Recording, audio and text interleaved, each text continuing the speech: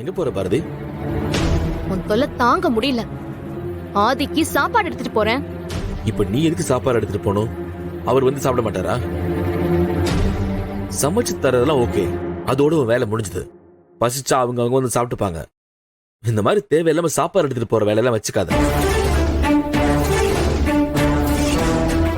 ஓ அப்படி. ஆமா, இதெல்லாம் கேட்க நீ யாரு? நான் உன் புருஷன் பாரதி.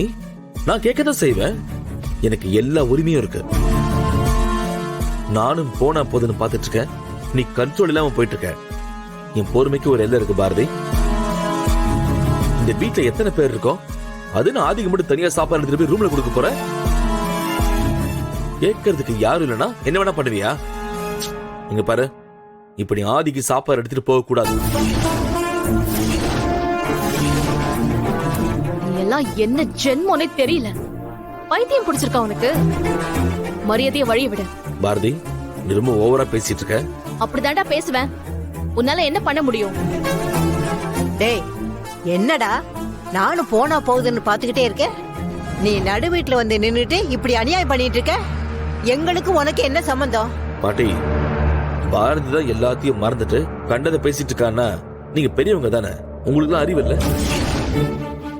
பாரதிக்கு நீங்களாவது புத்திமதியை சொல்லக்கூடாதா? பாரதி கூட சேர்ந்து நீங்களும் இந்த மாதிரி பண்றது கொஞ்சம் கூட சரியில்லை பாட்டி. என்ன தம்பி, யார்கிட்ட என்ன பேசிட்டு இருக்க? இவங்க இந்த வீட்ல பெரியவங்க. கொஞ்சம் கூட மரியாதையே எல்லாம் பேசிட்டு இருக்க. உனக்கும் பாரதிக்கும் என்ன உறவுன்னு எங்களுக்கு நல்லாவே தெரியும். அதனால உன் ஆட்டோ ரொம்ப நாளைக்கு இங்க செல்லுபடி ஆகாது. அம்மா, இவெல்லாம் ஒரு ஆளுன்னு இவன் கிட்ட எதுக்குமா பேசிட்டு இருக்கீங்க? இவனை எல்லாம் கண்டுக்கவே கூடாது. சரிதான், போடான்னு சொல்லிட்டு போயிட்டே இருக்கணும். பாரதி, நீ பேசுறது கொஞ்சம் கூட சரியில்லை பாரதி. அததான் நானும் சொல்றேன். இது பாரு, நீ என்ன சொன்னாலும் அத கேட்கறதுக்கு நான் தயாரா இல்ல. எனக்கு என்ன தோணுதோ, எனக்கு என்ன பிடிச்சிருக்கோ, நான் என்ன பண்ணணும்னு நினைக்கிறேனோ அதத்தான் நான் பண்ணுவேன். உன்னால என்ன பண்ண முடியுமோ அத பாத்துக்கோ.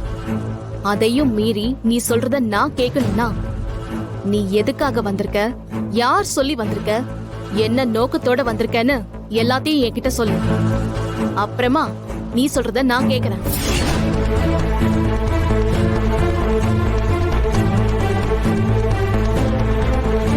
என்னாச்சு சார், பதிலே பேச மாட்டேங்கிறீங்க? சொல்லுங்க, எல்லாத்தையும் ஒண்ணு விடாம சொல்லு. சொல்ல முடியாதுல்ல? அப்போ உன் வேலையை பார்த்துட்டு போ.